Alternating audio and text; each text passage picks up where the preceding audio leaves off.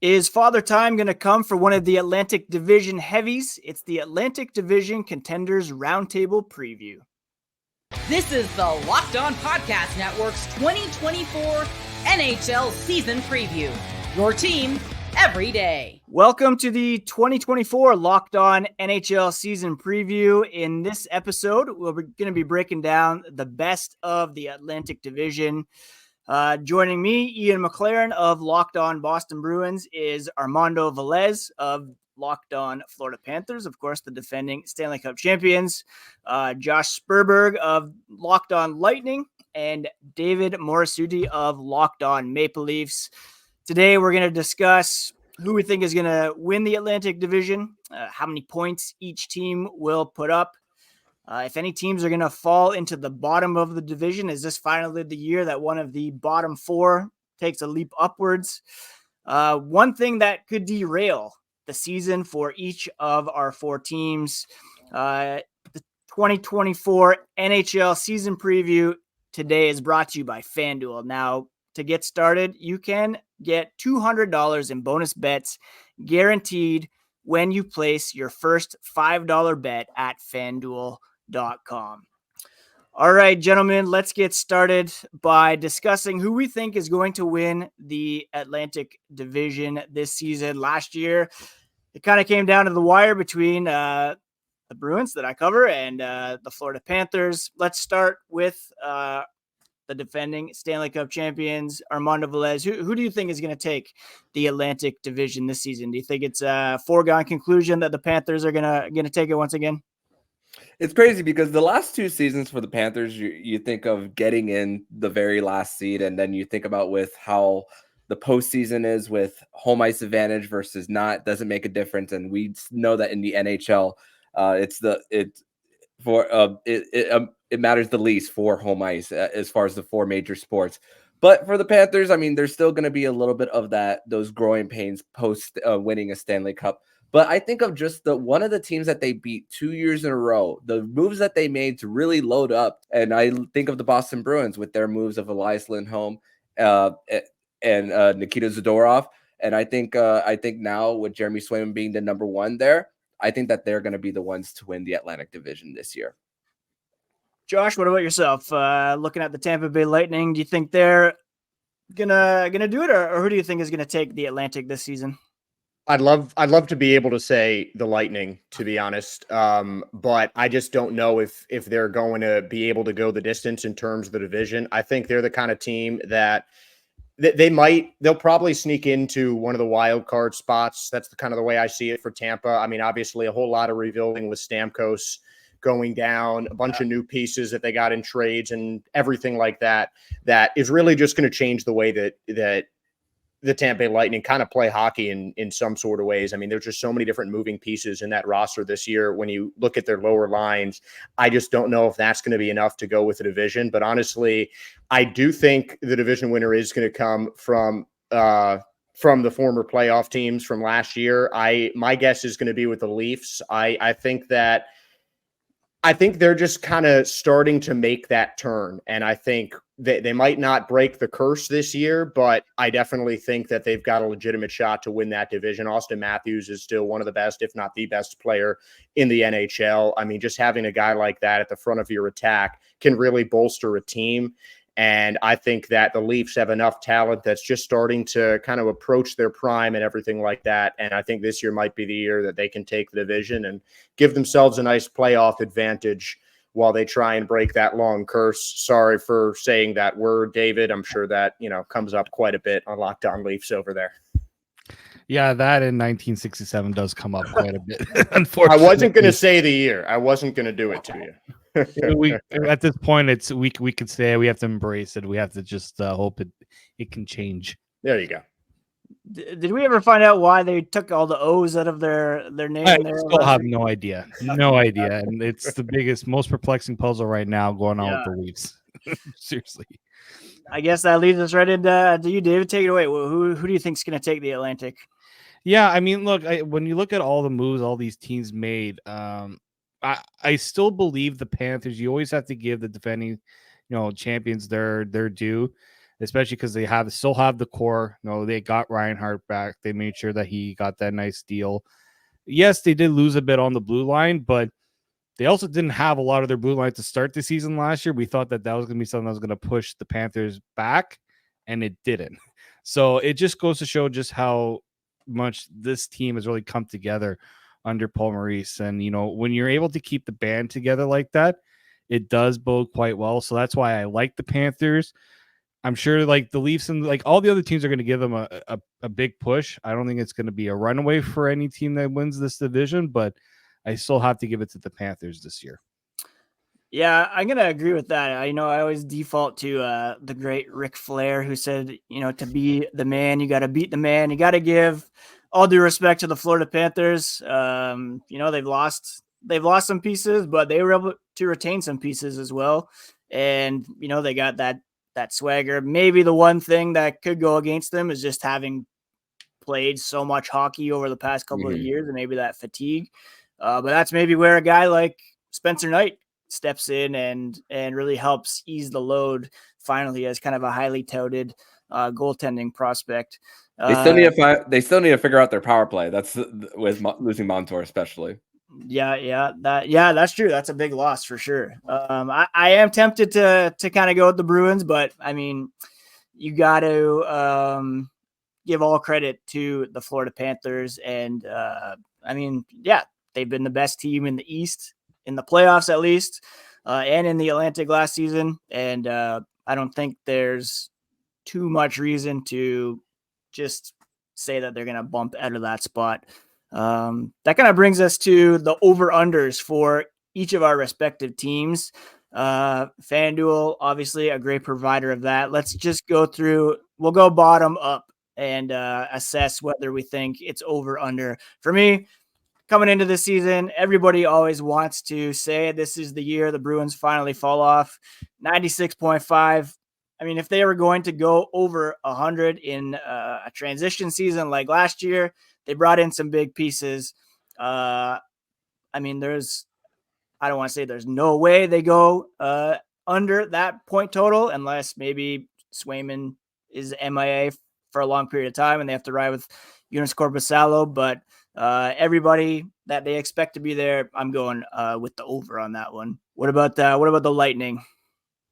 I mean, that's kind of tough because I feel like going over a 98.5 is basically saying the team's going to go double digits or 99, neither of which you can really be too sure about. But I mean, I am unfortunately going to have to take the under here, but it's not going to be very much. My prediction for points this season for the Lightning is going to be at 95.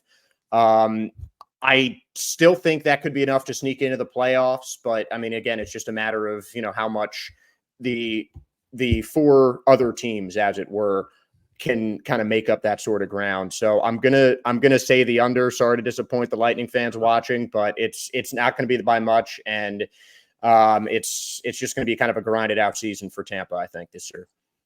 What are we thinking about the Leafs under new head coach Craig Berube? Yeah, I mean, when you look at the 101.5, the Leafs, ever since I'll call it the Austin Matthews era, they've only failed to go over 100 points once in a full regular season, albeit.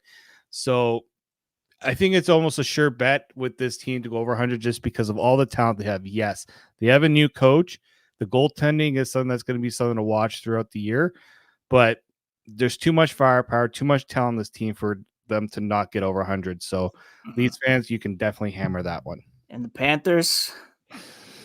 It's crazy because you think of the last few seasons for the Atlantic Division winner, 122 points for the Panthers in 2022, 100 over 130 for the Boston Bruins, the record-breaking Boston Bruins that season. And then last year for the Panthers, just over 110. So if it's 103 for the division winner and for the Panthers to be there, that's assuming that the Metropolitan Division is probably going to be once again not only the President's Trophy winner, but maybe the division that could be better head-to-head against the Atlantic Division. So I'm going to say over for the Panthers, mostly because of what we've seen, the trends for the last few seasons in this division. But I think that's still a little bit very low for the whole division as a whole. Yeah, I think I agree with that. And we're going to talk more about these teams individually and some of the players that they've added. who could be potential breakout candidates. We'll touch on that here as this preview episode continues. I am a huge fan of attending live events, whether it's sports games or concerts specifically. And one of my go-tos over the past couple of years has been Game Time. They make buying tickets to your next event so easy. And right now they have a new feature called Game Time Picks that makes getting tickets even faster and easier.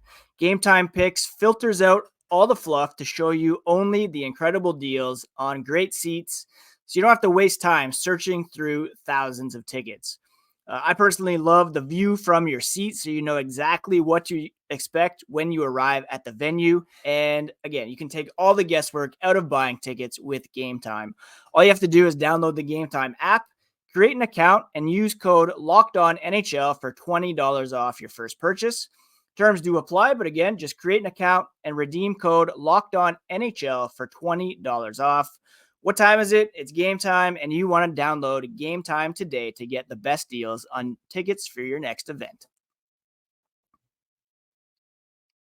All right, gentlemen, we're going to take some time now to talk about the most important off-season additions for our respective teams and what they mean. I'll go first this time, if you all don't mind, and just want to highlight, Armando's already mentioned these two guys. It's kind of a package that came on July 1st in Elias Lindholm and Nikita Zadorov. And, you know, you can't replace a Patrice Bergeron. I like to think of Lindholm as a Bergeron light option for the Boston Bruins. He's going to step in, play with Pavel Zacha on the left side and David Pastrnak, and has every opportunity to rebound and contribute offensively and play very well defensively for this team as well. He had a rough time last year bouncing between Calgary and Vancouver. Sometimes players, break out or explode in that contract year. Some guys don't do as well. And then once they find that familiarity, they really rebound. I'm expecting that for Lindholm. Zadorov as well. I had Thomas Drance on my podcast a while ago. He said that Zadorov is his favorite player in the NHL, period. I think he's going to be a fan favorite, and I don't envy anybody trying to skate into the zone with both Zadorov and Charlie McAvoy bearing down on you if, in fact, those two are paired together. Let's go to the Maple Leafs. David, what do you got for the key addition for the Leafs? Oliver Ekman-Larsson, is he the guy? I know that guy.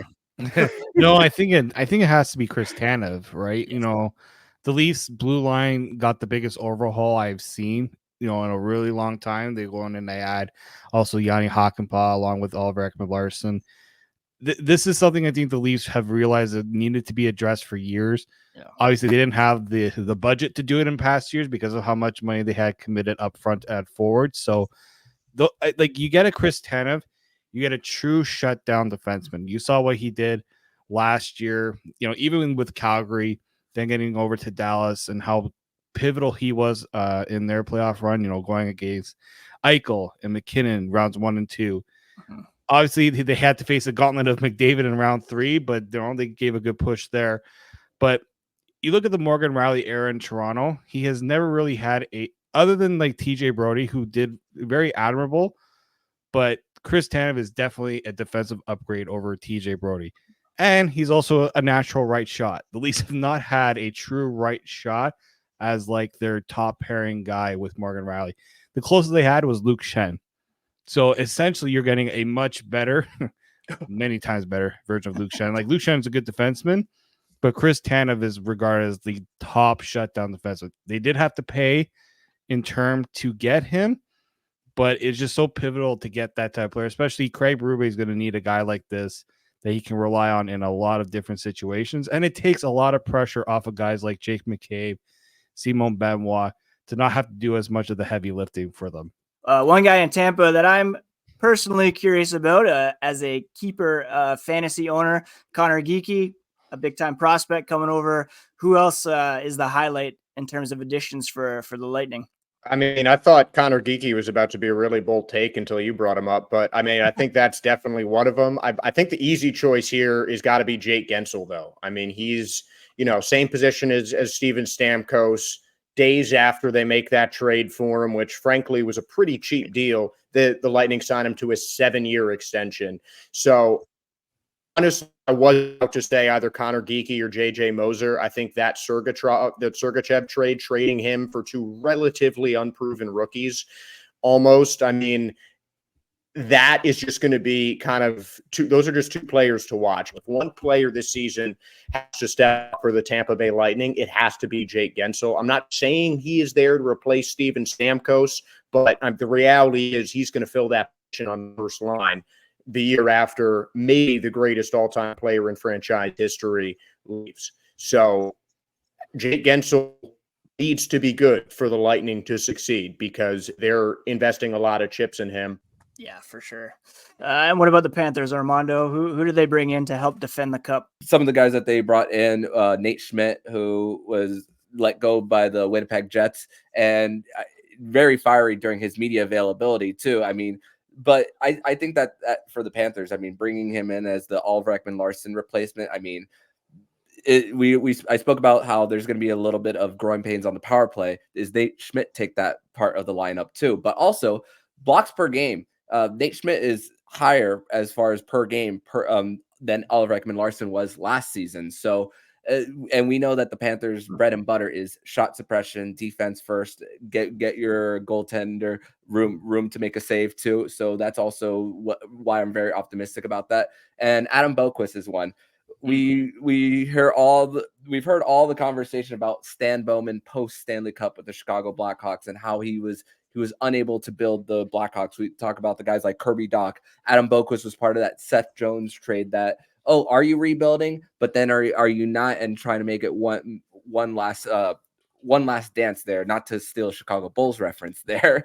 But I mean, you think about the inability to develop there. And then in Columbus, Adam Boqvist is part of a coaching staff that didn't really rely on young players too.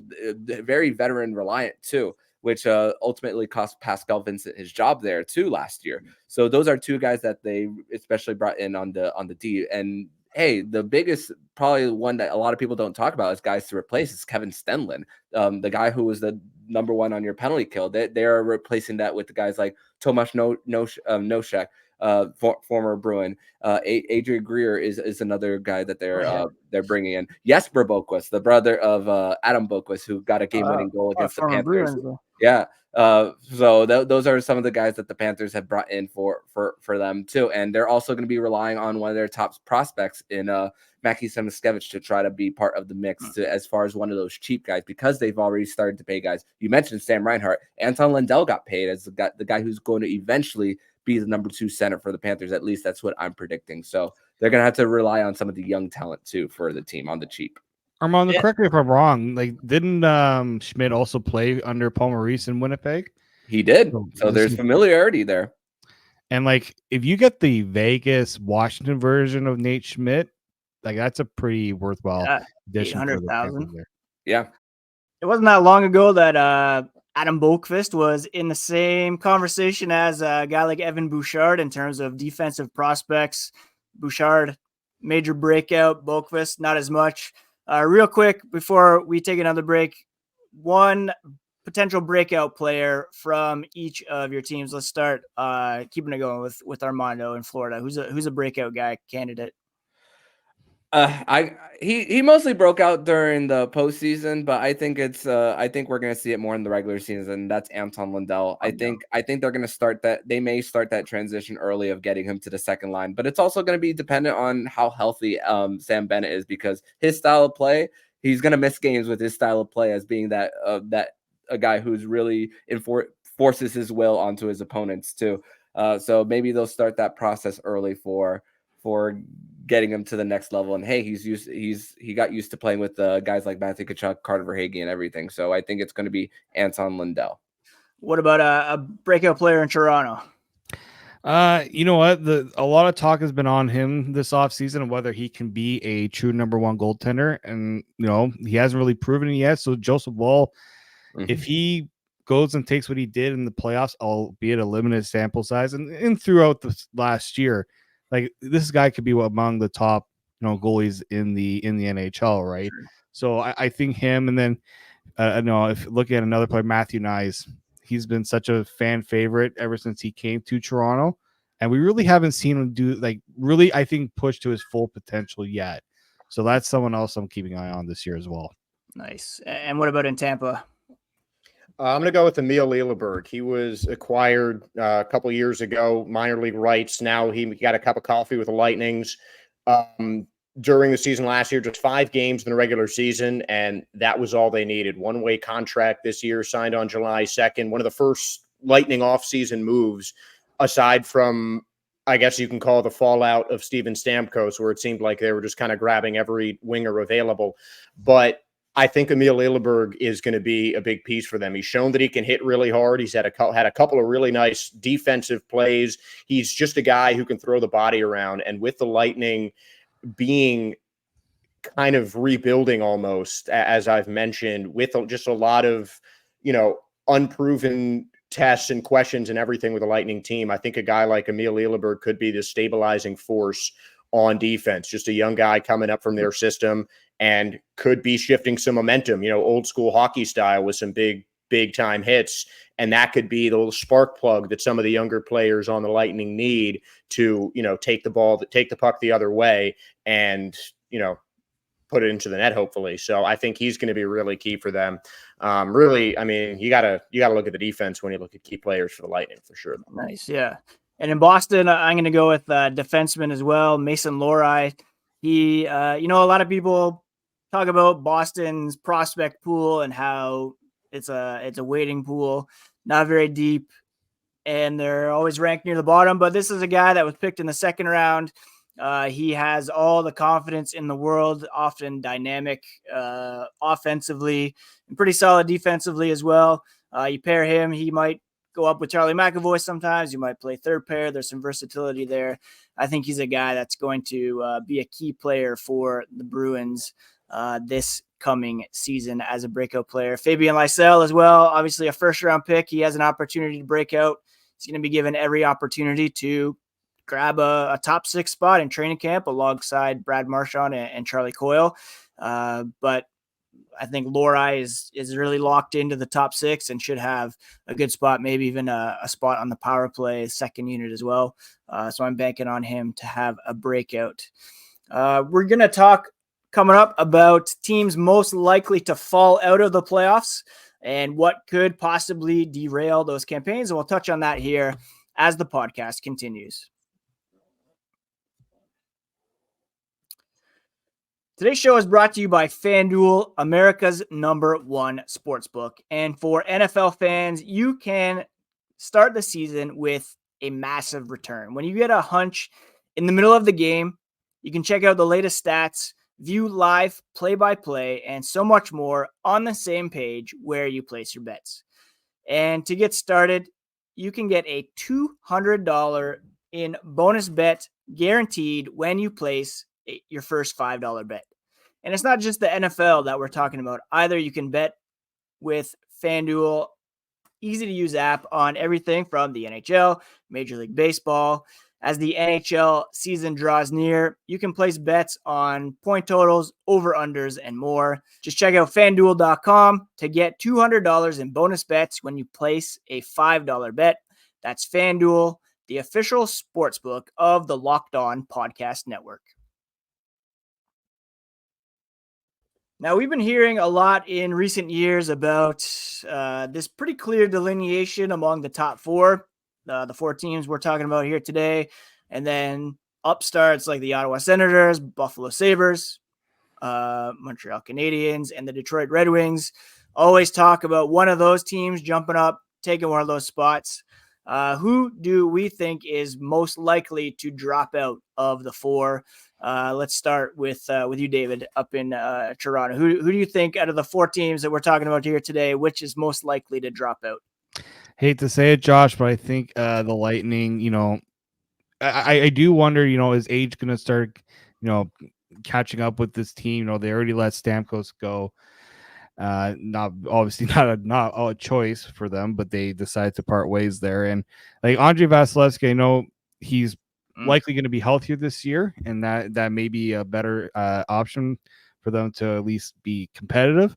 But that blue line is what really worries me about the Tampa Bay Lightning. You lose a Sergachev, and they didn't really go out and replace, and you can't really replace a Sergachev easily. So that to me is where I have the biggest concern with Tampa. Up front, they still got all their guys, right?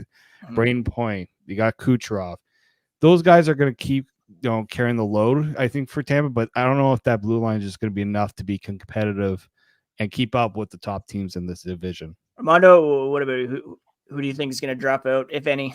It's funny, for so many years I kept saying Boston, but they're just like that fly that doesn't go away. That's really what the Boston Bruins are. So as I said earlier, I think they'll be the division winners, but I'm going to go back to Tampa Bay just about really once again, the points on the blue line. I mean, I think, but it could be something like a gap year where they do come back stronger the next as they learn how to play together. So that's really what I'm looking for this year for the Tampa Bay Lightning. So I think they're going to be the ones most likely going to be out, but nothing surprises me with a John Cooper coached team and the best goaltender in the world in Andrei Vasilevsky. Before we get to your take, Josh, I as much as I want to say the Toronto Maple Leafs, I'm going to have to agree with the other two there and say the Lightning.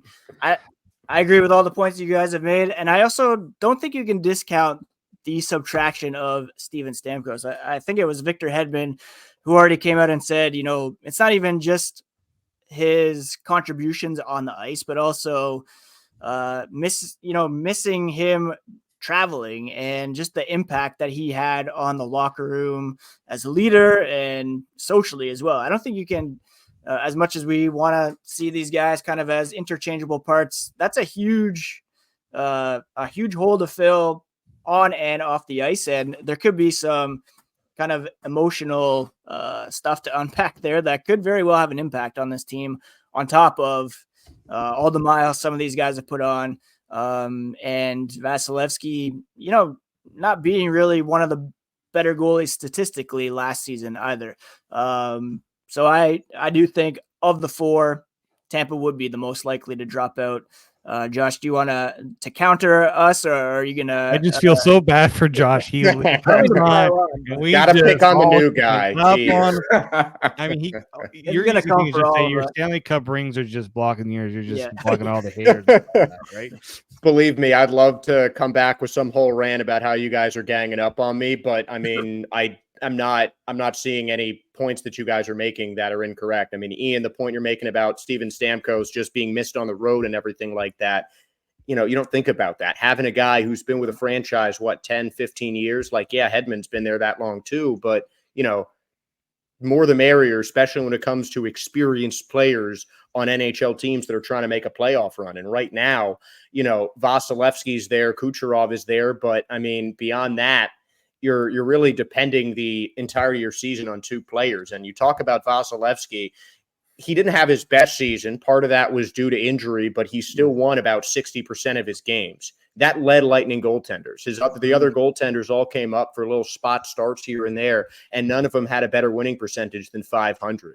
So really, the Lightning lose their best player, replace him with a solid but relatively unproven younger option in Jake Guentzel. Again, I still think he's going to do as well as you can filling in the shoes of someone like Steven Stamkos. But it's like you said as well, David, they just didn't bring in enough guys to replace some of the heavy hitters these lost. Even losing Sergachev, he's a nice vet. And I think Ryan McDonough is going to be a nice impact guy to replace him, and some of the young guys too as well. But you're just not bringing guys the same caliber weight as the names that you lost. And when that happens, things drop in the schedule. And I think the Lightning will certainly challenge for a wild card spot. But if any of these big four teams, as it were, are going to get dropped from the playoffs, I'm going to have to say it's the Lightning. Yeah. I think that's seems to be the consensus. What could be more up for debate is who we think might make the jump up to that fourth spot in the Atlantic, or maybe even higher, a wild card spot. What team do you think could jump up out of the bottom four? We'll start with you, Armando. Who do you think could make that jump? I think it's the Ottawa Senators for them getting Linus Ullmark as part of their goaltending. I mean, I feel like there's now not much noise there now that the ownership change has happened. Now with Steve Stales, they're there for under contract for a little bit. Travis Green. Now there's a new opportunity there, so there's not as much noise as far as job stability. Pressure to win, yes, but stability. Now you're putting it on the players to finally put something together, and now they have a bit of a backbone. They don't have to deal with they'll have a full season of Shane Pinto in the mix too. So that's another thing there for that. The Sens. So that's a team that I think is going to rise above. Josh, what about you? Who do you think could make that jump? I talked about the Canadians earlier with Lina. I think he's a great player, but is that going to be enough to push the boundary and take them from what ends up in almost a 30-point change? No, I don't think so. I think it could be the Sabres' turn. I think they certainly have a possibility. They've kind of been knocking on the door for a while, and this could be the year that they jump. It could be the Lightning. They added a lot of veteran help not the Lightning, the Red Wings. They added a lot of veteran help in the off season, and I think that could be a big thing. I'd probably go with the Red Wings, but I mean it's tough. I think it's going to be. I genuinely think this Atlantic Division, it's going to be your guys' three teams are going to borderline coast to the playoffs, but especially that fourth wild card spot, that last spot from the Atlantic Division, that is going to go down to the very end of the season, because I think that enough has gone on within the division that it seems like almost any one of these bottom four teams can jump up, with the Lightning showing the only sign of weakness by losing Stamkos, for lack of a better phrase. So, I mean, it's very even. I think if there's going to be one, though, it'll probably be Detroit. David, who do you got jumping up? I mean, I'm just wondering when do the Buffalo Sabres finally make that jump as a team that such an impressive collection of talent, especially young talent on that blue line. It feels like at some point they got to be able to take that next step, right? It was a little interesting to bring Lindy Ruff into the mix after all these years away, and I'm sure there's gonna be a lot of nostalgia there in Buffalo with that, but that's just an impressive group of players, right? I guess the big one for them will be goaltending. Can the goaltending, hold it together? It was a big part of why last year didn't go the way I'm sure they expected. But yeah, I think at some point the Sabres are going to have to make that jump as a group. And yeah, maybe inexperience again could be an issue with this team, but I just think there's so much talent. If they can kind of get it all to work together, that's a team that's definitely on the rise. Yeah. And for the Sabres, they brought in Stanley Cup champion Nicholas Kubel, Ryan McLeod, who was part of that second line for Edmonton. So they're bringing guys who have had at least some Stanley Cup experience. Yeah, I'm going to go ahead and say the Sabres are going to make the playoffs this year. I think there's just too much, like you said, there's just too much talent on that team. 2 number 1 overall picks on the blue line, a pretty good young up-and-coming goaltending duo. You've got a couple guys that I think are going to really rebound offensively in Tage Thompson and Dylan Cousins. Some young guys looking to make an impact like Zach Benson and Jack Quinn. I think all the pieces are there. You bring Lindy Ruff back, the guy, I believe, who coached their last playoff game. Yep. And and I think they also have quite a bit of cap space. They didn't really do much by way of impact signings over the summer. Jason Zucker, you could maybe say, but they still have a guy like Peyton Krebs to sign or to add to the mix, try to fit him in there. I really think the Sabres have that mix to make the jump into the playoff race. And don't forget, I think 2 years ago, they were 1 point behind the Panthers before they went to the final against Vegas. So they were right on the cusp. It seemed, took a step back, but I'm expecting a big step forward this year. And that's it. Thank you so much, everybody, for making this episode of the 2024 Locked On NHL Season Preview your first listen today. So much great stuff, and it's going to be very intriguing Atlantic Division season to be sure. Don't forget to check out the rest of the division on every episode of or the rest of the NHL on other preview episodes of the 2024 Locked On NHL season. Make sure to catch Locked On Leafs, Lightning, Panthers, and all the season previews will be on the Locked On NHL podcast feed and on YouTube, wherever you get podcasts. So be sure to subscribe to Locked On NHL as well as your respective favorite teams show. It's all part of the Locked On Podcast Network, your team every day.